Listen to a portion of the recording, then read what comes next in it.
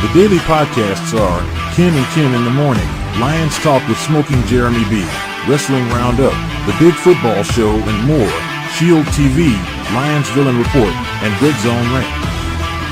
The afternoon podcasts are Valhalla, Grosef Sports, WCFL Dolphins Talk, The Cheap Seats, The Viking Show, Spirit of Detroit Podcast, and Maniacs. The nightly podcasts are Hallis Hall Report, Frozen Tundra Network, Skull Gang 365, The Huddle Sports Network Open Mic, First and 10 with Foz, Main Event Football Show, Prime Sports World, The Man Cave, Prim and Proper Sports, Spitballing Podcast, Lions Fan Cave Chat, Puckett, 313 Den Podcast, The Guys Huddle, Shots from the Sideline, Let's Talk Sports, The Michigan Truth Sports Podcast, Off the Rails, NFC Northeast, Power Hours, and Detroit Lions News. Make sure you follow, like, share, subscribe, and comment. Hope you Welcome to the Huddle Sports Network, where we're breaking boundaries and redefining podcasting. Broadcasting live on 6 different platforms, we're bringing you the latest in sports like never before. Imagine tuning into real-time discussions, expert analyses, and fan interactions all at your fingertips. Each platform offers a unique experience, whether you're on YouTube, Facebook, or Twitch. We're not just sharing stories, we're creating a community of passionate sports enthusiasts. Join us as we dive deep into the evolution of podcasting, where every episode is a chance to engage, debate, and celebrate the world of sports. This is where your voice matters and the game never stops. Welcome to the Huddle Sports Network, where we're breaking boundaries and redefining podcasting. Broadcasting live on 6 different platforms, we're bringing you the latest in sports like never before, where sports passion meets podcasting brilliance. I'm Mike, the Bear fan, and alongside Bill, the Packer fan, and our buddy Ken Catalone, we're bringing you an incredible lineup of 38 diverse podcasters. Each one brings their unique flavor to the table, covering everything from game analysis to behind-the-scenes stories. Imagine diving deep into the minds of experts who live and breathe football, sharing insights that you won't find anywhere else.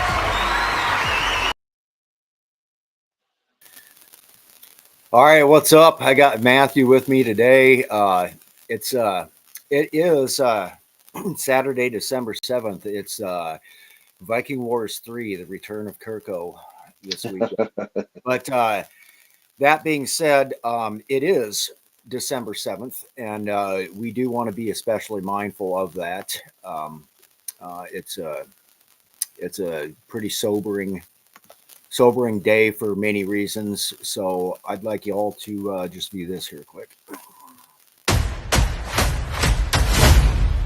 Yesterday, December 7th, 1941, a date which will live in infamy. The United States of America was suddenly and deliberately attacked by naval and air forces of the Empire of Japan. Hostilities exist. There is no blinking at the fact that our people, our territory, and our interests are in grave danger. With confidence in our armed forces, with the unbounding determination of our people, we will gain the inevitable triumph. So help us God.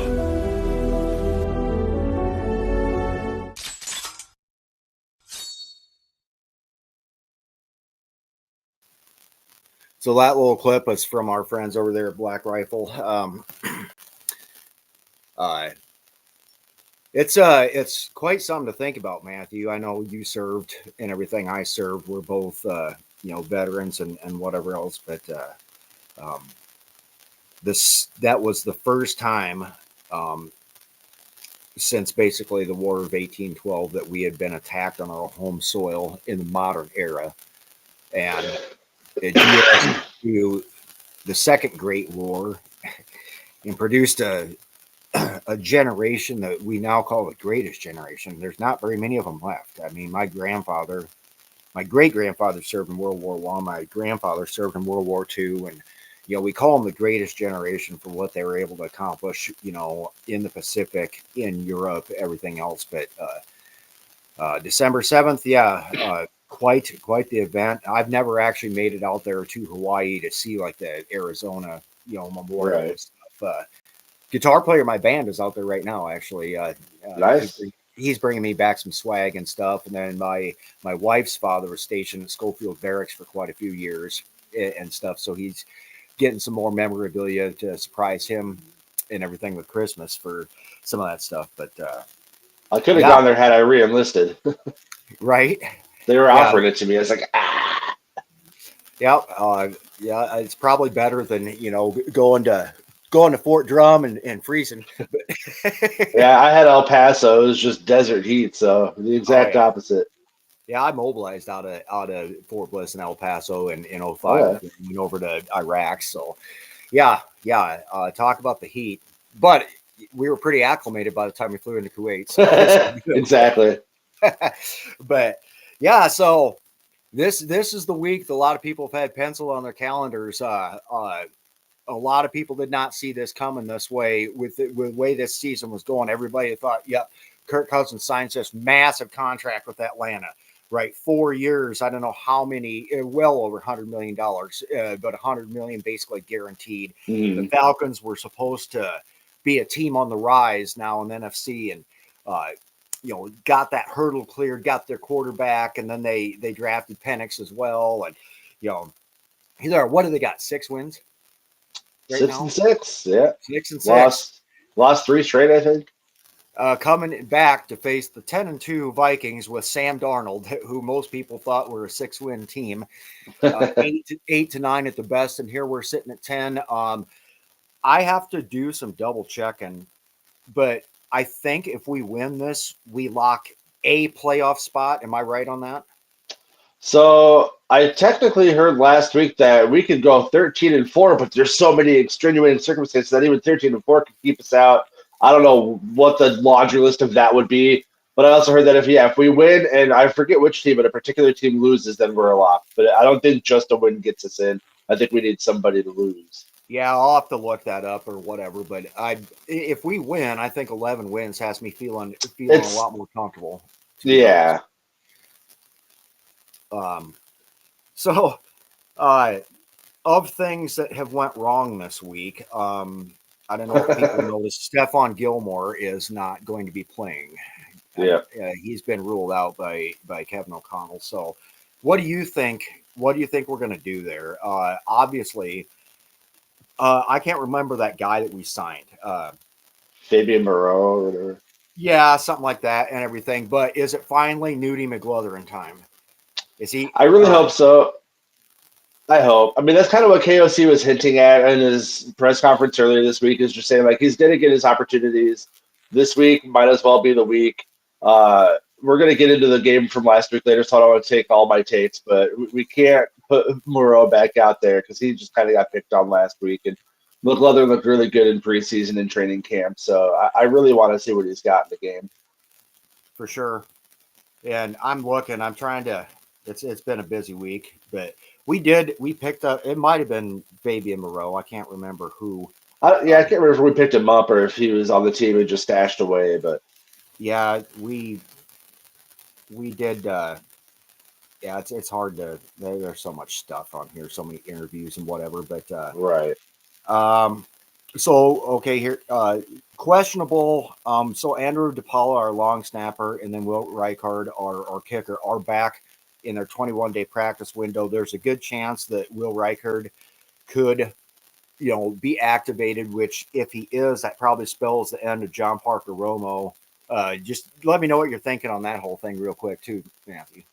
Well, that's the beauty of John Parker, is we don't have to rush Reichard back because he's been awesome. He's only missed 1 field goal since he started. You could obviously stash a kicker on your practice squad. I don't know if we'd use a practice squad spot for a kicker, but I kind of don't want to give him up. You don't need 2 kickers, but again, if someone's going down, it's nice to have someone that can come in and just nail it right off the bat. And the same thing with our long snapper. We haven't really had any issues with our placements, with our punts. So Just take your time getting them back. Make sure they're 100% healthy. It's nice to have depth at special teams because that's an underrated facet. Yeah. And then, of course, also questionable, we have Pat Jones, too, which is he's been providing a lot of pass rush coming off the outside linebacker spot. Harrison Phillips, that really concerns me. Dalton Reisner also really concerns me, but we always have Ed Ingram. I hate even that just came out of my mouth. But and then Van Ginkel, which is the most concerning out of that group, being questionable. And the Van Ginkels have a bus full of their family heading up there again for this game and whatever. And hopefully the Van Ginkel shirt that Brian Flores has been wearing, they're having a limited supply on sale up there. So I got my friends are trying to get in as early as they can and snag me up one at the stadium. Good luck. Yeah. So hopefully we can I can come out of that and everything with a decent shirt. So right. Well, I mean, we drafted Dallas Turner for a reason. So if Van Ginkel is out this week, it's Kirk Cousins. It's not Kyler Murray. It's not Caleb Williams. Kirk Cousins isn't going anywhere. So Dallas Turner and Grenard, who just got Defensive Player of the Month, should be enough to get after him. I'm not quite sure how good Atlanta's O-line is. I can't imagine it's too good. And again, even if they are, Kirk Cousins is a stone in the pocket, especially after coming back from that Achilles. Reisner does concern because he played really well the last couple of weeks, but our interior O-line has still been getting abused.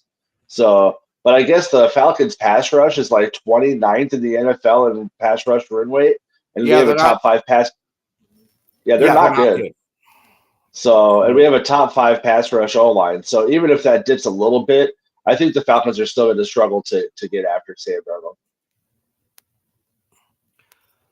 And also, like, let's say Van Ginkel plays, but it's Patrick Jones that can't go. That's the perfect opportunity right there for Dallas Turner to come in and really have himself a game. Because, I don't think anybody saw Patrick Jones the second doing as well as he did this year. I mean, what's he got, like 8 sacks or something now? 7, yeah. 7 or 8.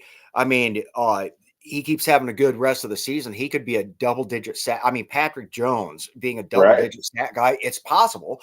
I mean, nobody saw that coming either. So, that's I look at it as one way or another. This is Dallas Turner's opportunity, and I did notice he did get a couple more snaps than usual last weekend versus the Cardinals, and we'll go back and talk about that Cardinals game a little bit. But if ever there's an opportunity for that kid, it's this. Yeah. But before we get a whole lot further into stuff, we also had another bit of news dropped on us. And rather than sit here and just try to explain it, I'm just going to play this clip here. So this was last Sunday morning, and this is Randy Moss. And then I want to talk a little bit about Moss after we're done watching this. But this is what Moss gave us all as fans here. Check this out. It's astonishing how bad they've been. Yours and mine both. What's up, sitting here with the crew? 1 week I finished. That's my man. Who's got a big day? Oh. Hey. What's up? Nothing, man. I just want to give y'all a little message. I'm on my grown man right now. I see I got 400 eyes on me. But anyway, this is a message for all the men, yeah. I'm sitting here on Sunday NFL Countdown, and, throughout the week of the holidays, man, your boy has been battling something internal.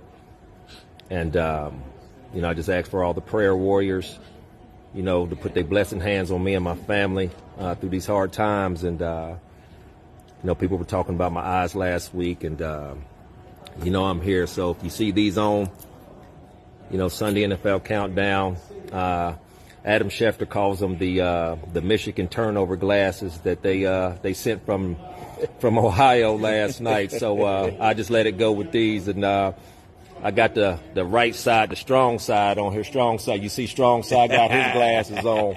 So, anyways, man, like I said, y'all, I'm battling something, man, and it's something internal. Your boy gonna get through it.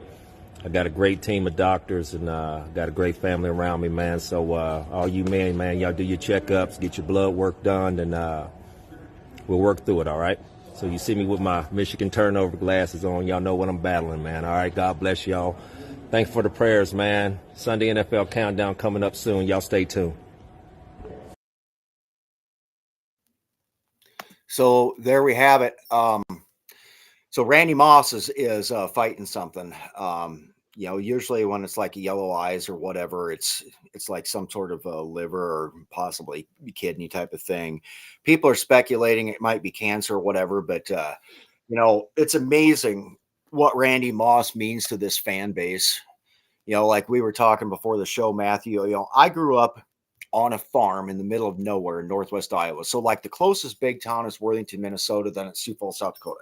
So small, little like 20-inch TV, good old fashioned rabbit ears from the 70s with aluminum foil stuck on it. So I can get channel 13 out of KSFY, out of Sioux Falls, South Dakota. And the reason why I became a Vikings fan is because the whole time growing up, we'd get home from church on Sunday morning, Sunday mid after or early afternoon, that's what KSFY always had on was the Vikings every week. So we'd eat and then I'd watch the Vikings. I mean, my parents weren't so much into it. My brothers were too little to care and everything, but that's how I became a Vikings fan, is because that's what I had on every Sunday to watch, basically. And, grow up, get out of the house, go through basic training, AIT, out of my own, whatever. 2 years into the military, 1998 rolls around. We draft this rookie, Randy Moss, out of Marshall. And everybody's hyping him up. But a lot of people are like, yeah, he dropped because he's a character and everything else. I tell you what, that rookie year, I don't think anybody had seen anything like it. I bought my first real, not knockoff, NFL Moss jersey. I'd walk down the streets of Spencer, Iowa, when I was living there. And it's like at that time, everybody was Cowboys fans because Cowboys just gotten done, with all these Super Bowls, going to them, winning them, everything else. And people used to be like, yeah, the Vikings suck. I heard it all through, high school and everything. And it's like walking down the street with that Moss jersey wearing number 84 and everything. It's like, you say whatever you want about the Vikings, but what you don't have on your team, and you're probably never gonna, Randy Moss. Right. Moss is what made a lot of fans into diehard fans and then super fan. I don't even know what the definition is of a super fan. But the best I can figure is that the diehards are the ones that absolutely have to watch the game one way, shape, or form every week. You cannot miss the Vikings. And then the super fans are the ones that just take it to that next level with the game day outfits, the tailgating, Right. the big collections and all this other stuff, and that's some people's definition. Other people have different definitions, but Randy Moss minted an entire generation of Vikings fans. And I mean, the guy means so much to our team and everything. And I know you're younger, Matthew, but going back and just watching all the highlight reels and then just seeing Moss, how he contributes to the sportscasting and just being around the other fans talking about Moss, what is your memories of just going back and rewatching some of those highlight clips and everything of him? I mean, his impact is crazy. He's the second to ever get a first time or God, what am I thinking of? First ballot Hall of Fame receiver outside of Jerry Moss. He's the second one to ever do it for a reason. Like my stepbrothers had the 3 deep poster growing up, watching him moon Green Bay, which the story behind that's hilarious. Everybody knows the soundbite of straight cash, homie. Like the dude was just an absolute icon. He was just a freakish athlete. Like you said, we talked about before the show, the Dallas game, 3 catches, 3 touchdowns, almost 180 yards. That's Madden numbers. That's absolute insanity.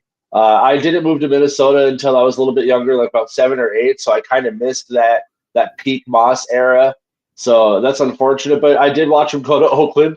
I watched him go to New England and put up 26 touchdowns in a single season with Tom Brady. Again, just absolute insane numbers. That dude, it breaks my heart to see him going through this. I hope he can come out. He's 46 years old. He's way too young. Prayers to him. But yeah, he's just an absolute legend in every way. Yeah. And I finally got our comments to come up and everything. So Wayne Shirk, thanks for chiming in. He says, Lions fan enjoying your show. Prayers for Moss. And he also earlier said, good afternoon. Thanks for the December 7th video. Brand's like, the day they wake a sleeping giant, Army vet here. Yep. Awesome. Thanks for chiming in, guys. That's great, and thanks for all of our opposing fan bases and everything for watching Valhalla Hour here. We do like to go around and talk about the rest of the NFC North, and I'm sure the Lions and Packers will be included in that after the game 2 nights ago and whatever. So, if you're a Packers fan watching this, you know what? You had one job to do. We need somebody to beat the Lions so we can potentially have this game mean something, the last game of the year, if we can try to play for the division. But right now the Lions look like they can just handle just about anything that's thrown their way. It's real hard to see a loss, on their schedule coming up and whatever. But yeah, that whole day I'm sitting there going, like, I'm cheering for Green Bay. Like, I hate to say it, but I'm cheering for Green Bay. And then I'm watching the game. I don't have it in me. I'm like, yeah, go Lions. I understand we need them to drop a couple games. I understand we want that division. We want that 1 seed if we can get there. I can't cheer for Green Bay, knowing that they're 9-4 now. Jordan Love is 7-4 on the season as a starter. It makes me so happy. So yeah, take it, Lions. Whatever. I'm not pumped about it, but I'm glad Green Bay lost. Well, it's just the craziest year too, because think about it. Well, now after Thursday night, the Packers are a 4-loss team and everything, but look at it. The Lions are 12-1. We're 10-2. With one game behind, we got to play our game Sunday, obviously, and everything. But if we beat Atlanta, like I think we will, we'll get in that later. They're 12-1. We're 11-2. This is nuts because both teams are probably going to stack a couple more wins. Be 13-14. The Lions could be a 15-16 win team. Whatever. Stack a couple more wins on here. You've got 2 of the best teams, depending on what the Eagles do as well. I guess sneakily they've won a lot. They got but one of these teams is going to win the NFC North, and then undoubtedly, again, pending what the Eagles do, be the number 1 seed in the NFC. The other one's going to be the 5th seed in a wild card, and you're sitting here, it's crazy talking about, just double-digit win teams, period. That are above 10 wins, being the 5th seed in a wild card and everything. Normally, it's like your 9-win teams are fighting for that. The guy that gets 10 is pretty comfortable. We already have that, and we've got like several games to go yet. And the Packers can they're in by no way, shape, or form ruled out. I still see all 3 of these teams getting in. We're going to have probably the Lions, win the division unless somebody can knock them off and then we can beat them. It doesn't look real likely, but it's very likely the Lions win this division. And then you've got the Vikings and the Packers stuck in the wild card race at different seeds. What a crazy year. And the thing of it is, people expected the Lions to be good. The Packer fans and those who in the media were hyping the Packers up, I think we all called that there was going to be a little bit of a drop off here, and the Packers have lost now against the Lions and the Vikings. Granted, we all have games to play. We have to play our division rivals one more time a piece, and that's all coming up here in the next in this next month, which it's going to buckle up and hold on because anything can happen. Well, on the bright side, the Bears game is in Minnesota. The Packers game is in Minnesota, and Detroit's going to be the final week of the season, which, depending on if they just keep winning out, they might be benching their starters in that game.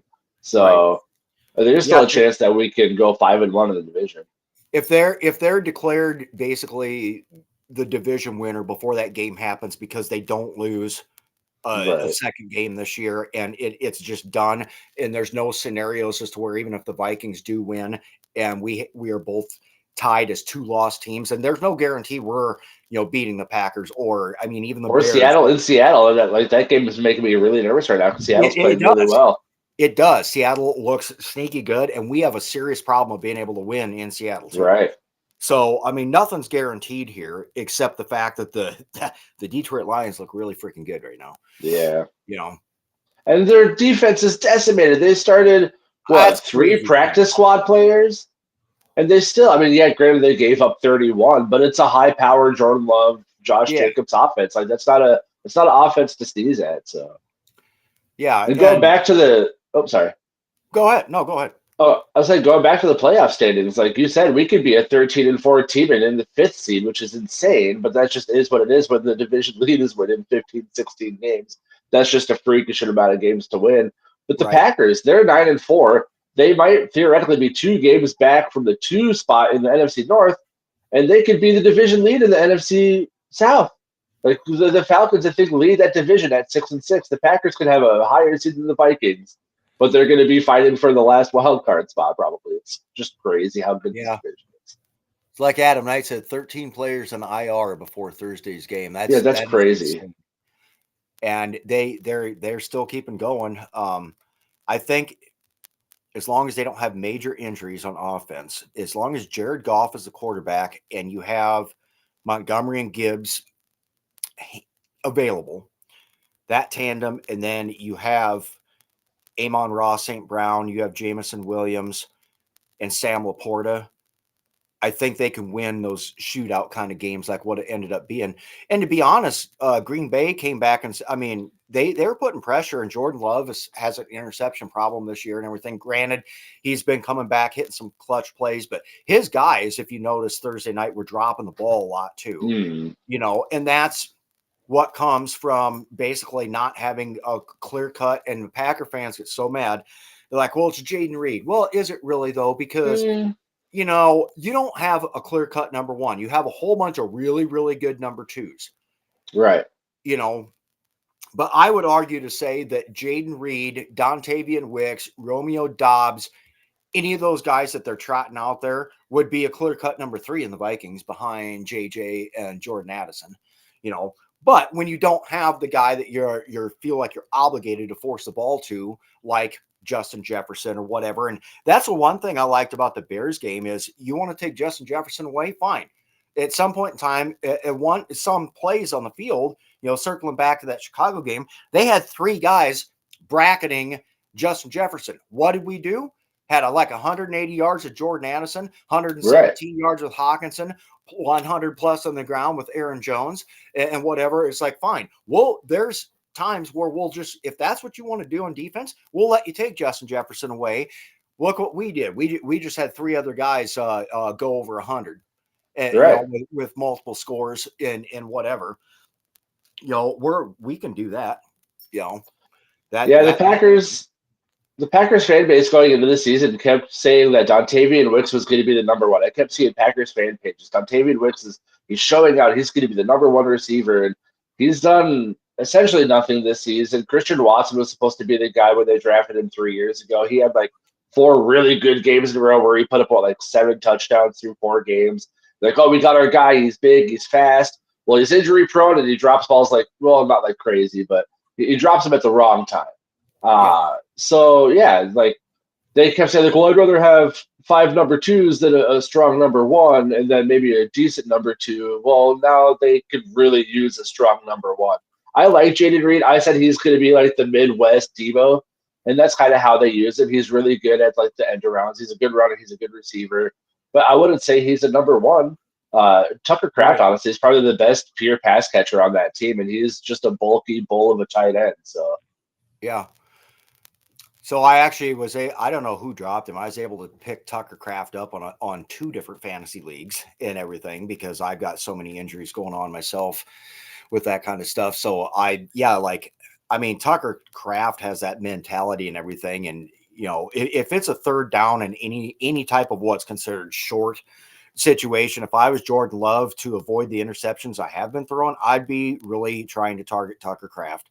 100%. And he's the one guy out of that whole bunch that I think if I was a quarterback, and I'm not, but if I was, I would feel comfortable throwing into some coverage and everything and giving him the chance to come down. Yeah. Kind of like what we're used to with, JJ and Hawkinson will more than likely win that battle if it's a contested catch. In fact, JJ's is one of the categories he leads is in contested catches. And Addison's not too bad at that either, by the way. But that's the difference between the Vikings pass catching group and the Packers pass catching group is contested catches. The Vikings are winning that battle. The Packers are not. And then when they drop the ball, that they really shoot themselves in the foot with that too. And Right. Matthew Chesterton leaves a comment. This is getting back to talking the playoffs, and Matthew's normally on the show, but he's commenting on it now. So he's like, does this call for a playoff seeding based upon record? Well, yeah, it's going to, when it gets to the wild cards, you're going to have the teams with the best record, but then, if we have some teams that are tied up or whatever, it's going to go to NFC record, and then it's going to go to divisional record, and then common opponent wins and losses and stuff. But as of right now, that would apply to the Packers if they lose a couple more, and some of the other teams at NFC actually, don't fail us or whatever. So you've got Atlanta, you've got Tampa Bay. Nobody knows how that thing's going to go. Washington's still playing strong. Who knows what's going on with the West? I mean, somebody's got to win that too right now with everything going on and CMC now being out again. And Mason's on IR now too. Yeah, another fantasy team of mine. I had a team where I picked CMC number 1 overall, and that's done nothing. Yeah. Oof. But hey, welcome, welcome, Aaron. What's going on? How's it going? But if Chesterton's talking about rearranging the playoff structure to do it by seeding and overall record instead of division, I don't think we'll ever do that, because there has to be a benefit to winning the division. I don't think they'll ever go to just basing it off of record. I think, yeah, though, and that's what everybody talks about is like in a year like this where you have, let's say the Packers don't really lose many more games this year, and they're also a double-digit wins team, and whatever. You got 3 double-digit win teams for all intents and purposes. That, you already do. In the North, and then you've got somebody is going to have to win the NFC South that may not even hit double-digit wins, and somebody has to win the NFC West and everything. Is it really fair to have the North with these 3 teams, looking so good? I mean, really half of the cumulative total amounts of our losses, our potential losses this year, are going to be against our NFC North opponents, our own foes in our own division. The Rams lost. Yeah, that's a fluke. But, I mean, the Lions knocked us off. Well, I mean, we knocked off the Bears. We knocked off the Packers in their own houses, So let's say that we can find – and they're going to play us tough at home. But let's say we find a way to win them and whatever. The majority of our own losses is just division opponents knocking each other off in the North and then just dominating everybody else that we play. I mean, we swept the AFC South. It's pretty amazing, and a lot of people is like, well, that's not fair. Well, winning like you just said, winning the division has to mean something, right? Right. Otherwise, why even bother with having divisions? Just line everybody up and let it rip every year, and you just take the best records. That's not how it makes it more interesting to have that division mean something, Mm-hmm. Well, and if you're a 13-win Viking team having to go on the road to like a 8-9 Falcons. Okay, as a 13-win team, you should be able to dispatch that 8-9 Falcons team on the road. It shouldn't be an issue. True. And then your next game is hopefully a home game. But true. Yeah. We're at the halfway point. We've went in reverse order because we had a lot of stuff to talk about today. I'm going to run our halftime commercial here real quick. And then since we got Darren here, let's get back and recap that Cardinals game quick right after this commercial break, since we haven't done that yet. We'll do heroes and zeros and all of our favorite segments. But here's our little commercial quick. We'll be back in about a minute. Welcome to the Huddle Sports Network, where we're breaking boundaries and redefining podcasting. Broadcasting live on 6 different platforms, we're bringing you the latest in sports like never before. Imagine tuning into real-time discussions, expert analyses, and fan interactions all at your fingertips. Each platform offers a unique experience, whether you're on YouTube, Facebook, or Twitch. We're not just sharing stories, we're creating a community of passionate sports enthusiasts.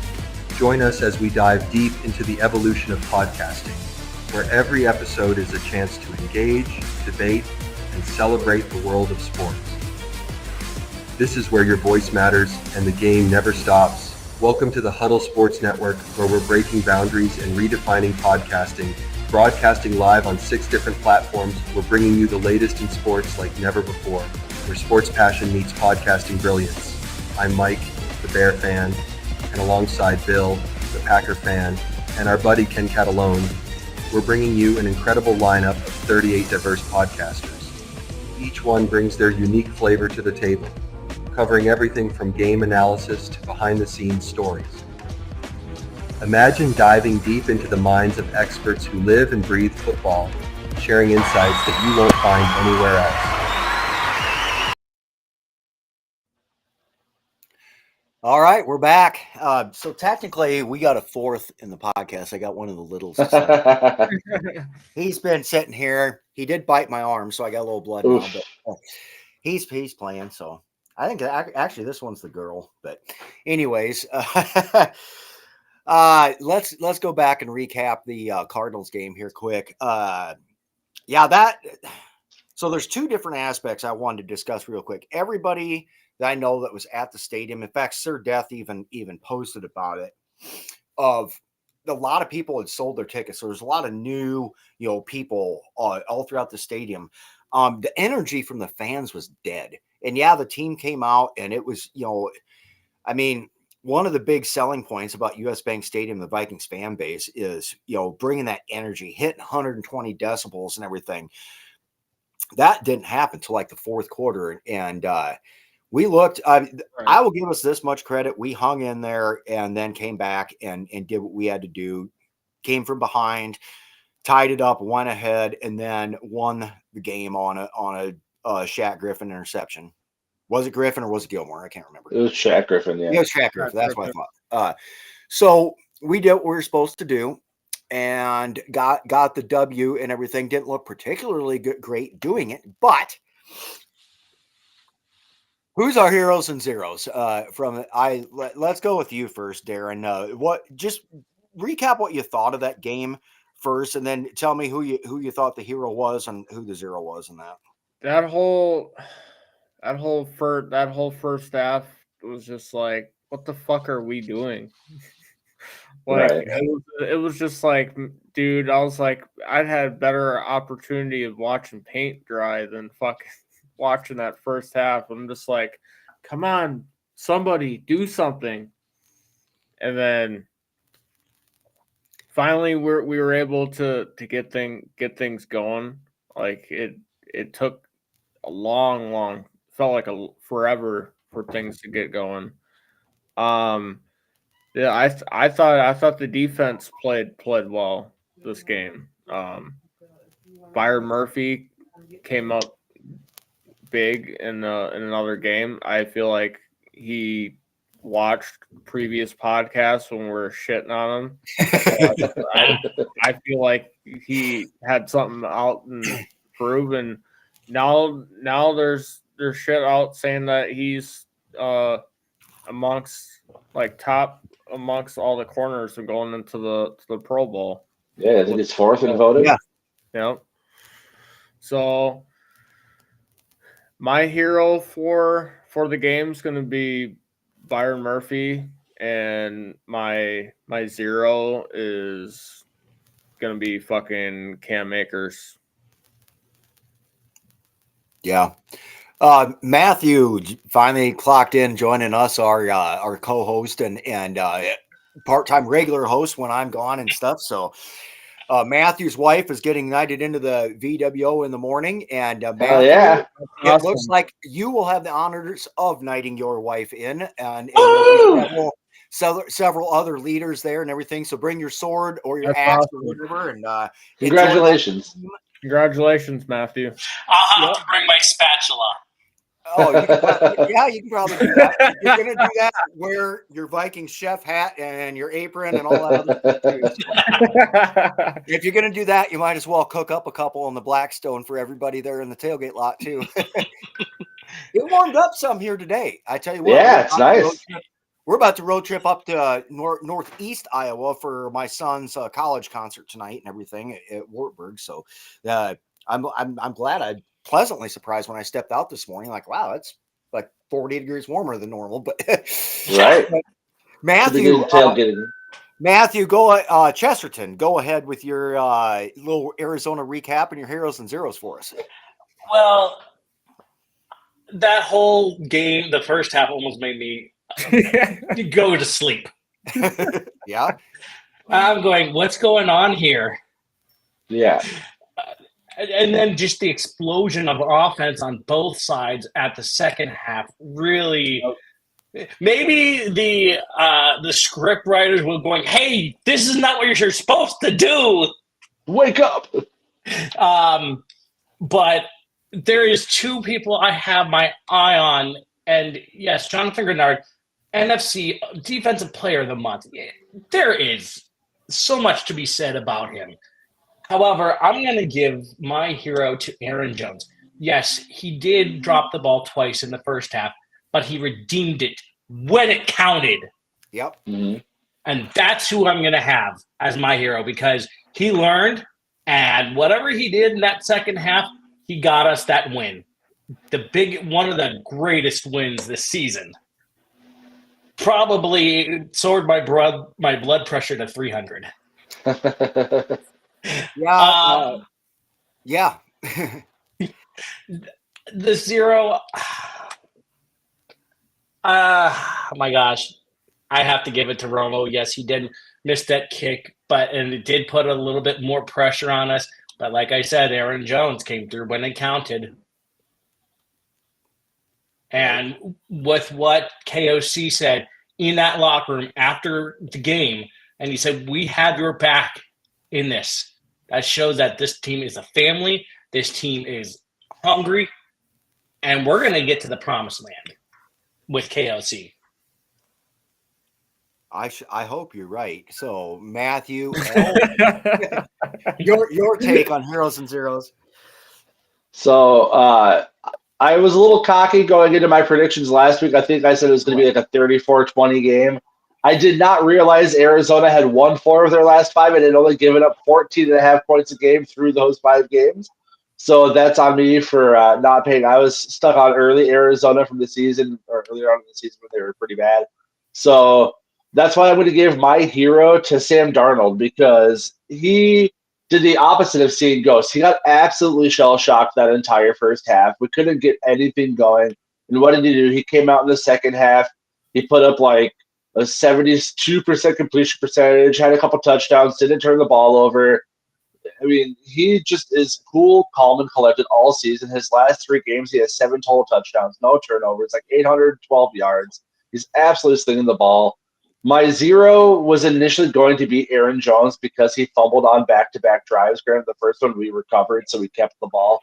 But he's gotten some butterfingers lately. I hope the KOC is doing that Madison Pudel stick to him in practice because that seemed to work last year. But I'm going to have to give it to Fabian Moreau because he's just – I don't know if it's his height because he is pretty short. I mean, he hasn't really gotten any meaningful reps on defense. But once he was in, they were clearly picking on him. He drew a really bad pass interference on a play where we just could not give that yardage up. He got picked out in the end zone and gave up a touchdown. It was okay coverage. Like he was pretty close, but just that our defense, when they were getting picked apart, it was because of him. So I'm going to give him my zero. Yeah. Well, and you know, the biggest thing of it is, and I think the TV, because I wasn't at this game, so I was watching in Ames at the Ames School Club, and the TV announcers were even saying, you know, Kyler Murray does not get sacked. And there were so many times where at least 5 times where Van Ginkel was within 6 inches of getting a hand on, you know, the guy. Yeah, I mean, he can scramble and he can get out of there. We eventually, as we wore down their offensive line throughout the course of the whole game, started getting some hands on him, started, you know, making some plays. I thought Flores did the best that he could in a first half where it just ended up being a struggle. And I swear to God, I as well am never picking this team to be a win by 2 scores. I gotta stop. I'm with you. I was sitting there thinking that first half too. I said, you know what? Me and Matthew both were predicting we just fucked our team over. You know, but I really thought that first half, our offensive line play was not good. It wasn't good out of Brandel. It wasn't good out of Cam Robinson. It wasn't good out of Reisner. And Brian O'Neill and surprisingly Garrett Bradbury are the only 2 really playing somewhat decent, acceptable football. Now they made some adjustments on protection schemes in the second half. I think what really got it, and the announcers even said as much, when they started making it a point that, okay, we have Justin Jefferson, when they started getting the ball to Jefferson, got him over 100 yards and everything, that started moving stuff. Then the rest of the team was able to actually start making plays. I'm going to give my hero to JJ. Probably split it between him and Darnold for just hanging in there and taking what the defense gives and then making shit happen in the fourth quarter. My zero is going to have to basically go to everybody not named Brian O'Neill on the offensive line. And I understand everybody's nicked up, blah, blah, blah, whatever. I was thinking about Aaron Jones. It's the 2 fumbles. I mean, that really hurt us. You know, but I think he knows it. You could just see his face on the sideline. He was more conscious of it than anybody. And like Matthew, like Chesty said, I mean, he did come back and redeem himself when it counted. And his touchdown celebration, he just stood there, went like this, looked up. I mean, he knows. Yeah. Nobody, I guarantee you, not one fucking person needed to say anything to him in the locker room. He knows. Right. The coaches don't need to say nothing. The players don't need to say nothing.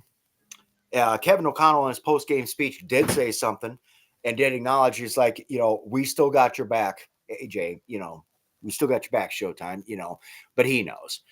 Yeah. So that is what it is. I was just happy that, teams of the past couple of years,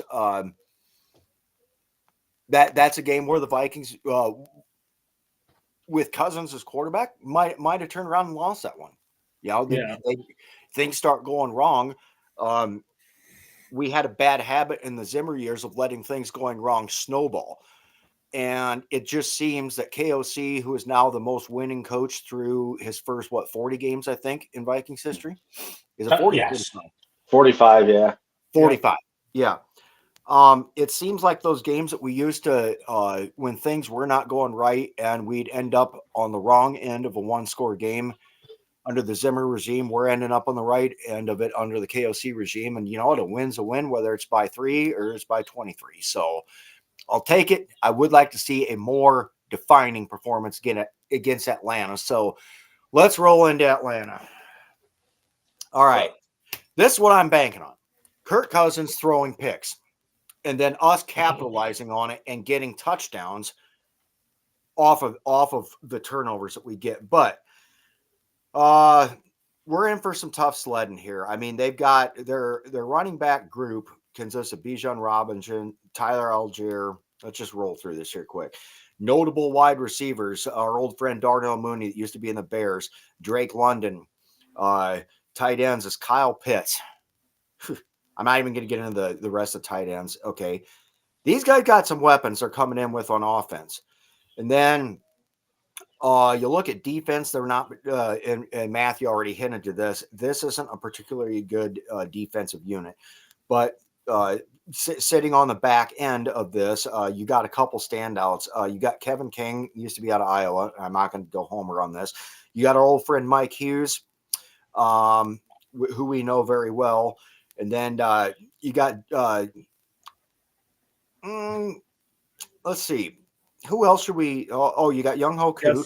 Jesse Bates and Jesse. Yeah, you got Jesse Bates, at safety, and you got Justin Simmons at safety too. So these guys are making some plays, not a lot. I mean, you got Antonio Hamilton Sr. at corner. All this, just looking over who's doing stuff this year. What are we worried about against Atlanta? Anybody? Kirk Cousins. He's coming off last 2 games, Denver and now the Chargers, and we kind of know what it's like with Cousins being down. He finally finds a way to come back off of 2 losses, 1 loss. I'm more or less concerned with our defense. I feel like our offense will be able to do something against their defense, but I feel like it's going to be more or less Cousins knows what O'Connell coaches up, and also he knows Flores is shit. So I feel like Cousins is going to be the factor. Yeah. Uh, Go ahead.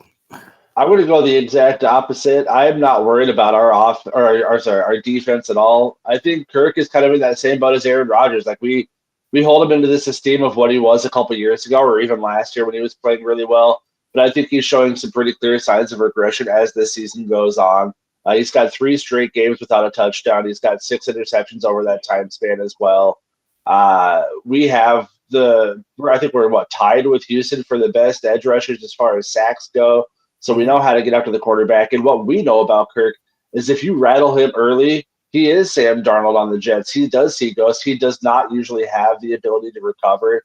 But if he gets hot early, he's hard to stop.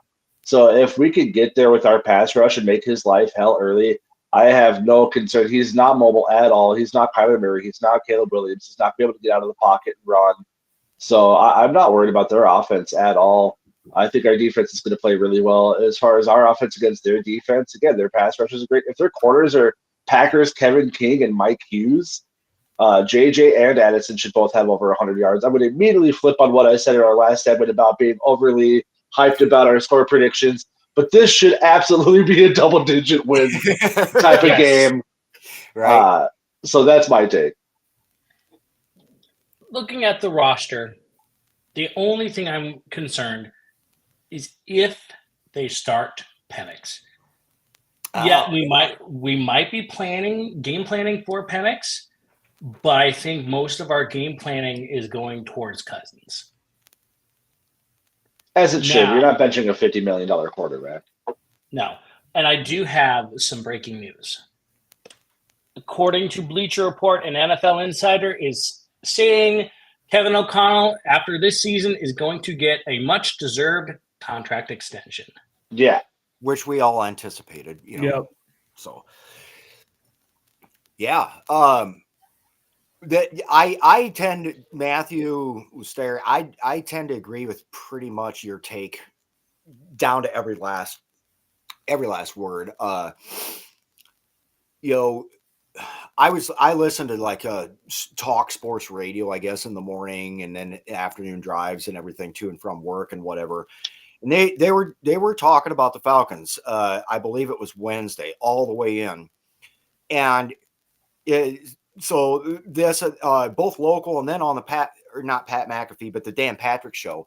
It's just like what you're seeing is a guy that's pushing 40, starting to show. You don't have as good of a team around you as what you had on the Minnesota Vikings for all those years and everything, and you went in there. You were supposed to be the difference maker and the linchpin that everything hinged upon to turn around the Atlanta Falcons. Well, you're a few years shy of 40 years old.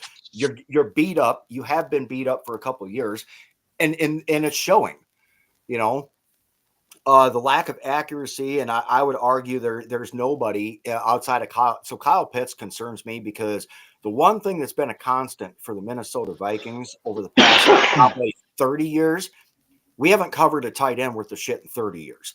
I mean, we've had a lot of problems ever since basically the 2017 season. We've had problems stopping the run, but Flores has us, I believe, we're still ranked number 1 in rush defense or number 2.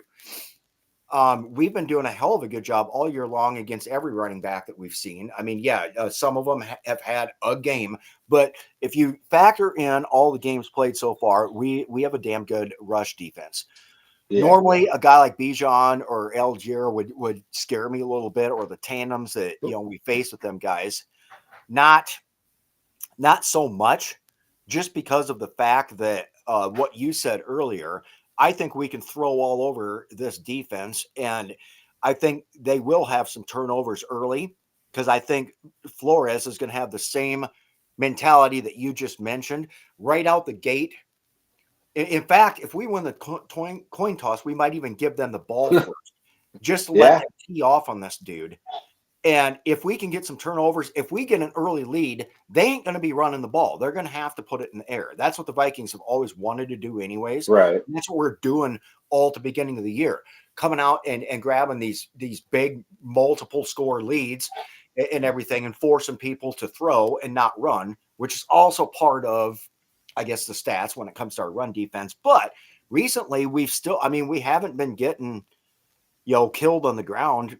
I mean, there's been a few times here and there where the guy's got his yards and whatever, but I really think get that early lead and then just unleash every exotic thing that you can, because, Kirk did have a year playing with Flores. He's not unaccustomed to seeing this defense, but Flores has enough different things and enough different people on the team. I'll say, I feel like he's tweaked quite a bit from last year as well, because our pressure rate's been a lot better this year.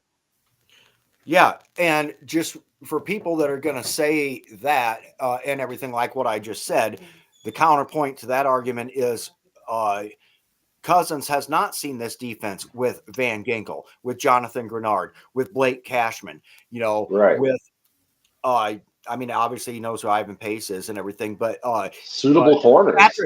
Patrick Jones II did not play at this level at all last year, nor did he get this amount of snaps or any of the prior years that we've had him. This isn't the same defense that Kirk remembers from a year ago when he was on the Vikings. So, if we're going to go around and do predictions, I'll start off. I do think that the Falcons will score their amount of points, but I'm saying this game we're over 30 again, and we win 34-24. I said I wasn't going to do this, but I'm going to do it. I'm with you. I'm right there with you. So go ahead. I don't. Let's go do predictions. I'm saying 34-24. What do you think, Matthew? I'll say 28-19. Bijan is a good receiving back, so if Kirk wants to just quick dump to him and have him get yards after the catch, I suppose that could kind of hurt us in the middle of the field. But overall, I don't see them putting up points in bunches. I do see us putting up at least a handful of touchdowns. Sam Darnold's going to be good for another 2. Aaron Jones should get his obligatory touchdown, hopefully. So I'll say 28-19. Not quite double digits, but it should be a pretty easy, or not easy, but a pretty winnable game. Yeah. Well, and just before Darren goes, that's one thing. That's one of the reasons why the first half went the way it did against the Cardinals, because they just did all this dink and dunk stuff all the way down the field. The thing of it is, I think the Vikings are fine with that, because they'll take that all day long instead of giving up a big play. But it does make for a pretty long day if we're also not moving the ball on offense. But go ahead, Darren. What's your thoughts on how this is going to turn out? I think it's going to be 38-24 Vikings. Hell yeah. Nice. I like it. God, I would love to have a near 40-point game. God, that'd be sweet. Yeah, it would.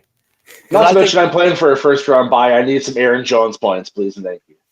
Yes, I could definitely use Aaron Jones points, and I could definitely use T.J. Hawkinson points in multiple fantasy. Oh, yeah, fair. If anybody's listening, that so hey, Keenan McCardell, get Addison involved. Yeah, I have a league where the Bears game, I had Addison on the bench. I was kicking myself in the ass. Same. Started Debo over him. Womp womp. Yep. Yeah, I had fucking Addison on the bench too. I was fucking. I know, but so we're pretty much at the end of the show. We got to run our outro and everything, but make sure you turn in at 8:00 tonight for Skull Gang 365 with Darren and his night crew. I'll be gone on the road. I won't be able to join in, but always a good podcast tonight on the Huddle Sports Network, 8:00. Skull Gang 365. So thanks for being with us today, guys. Appreciate it. Looking forward to this big Vikings win tomorrow. Let's go 11-2. Skull. Skulls.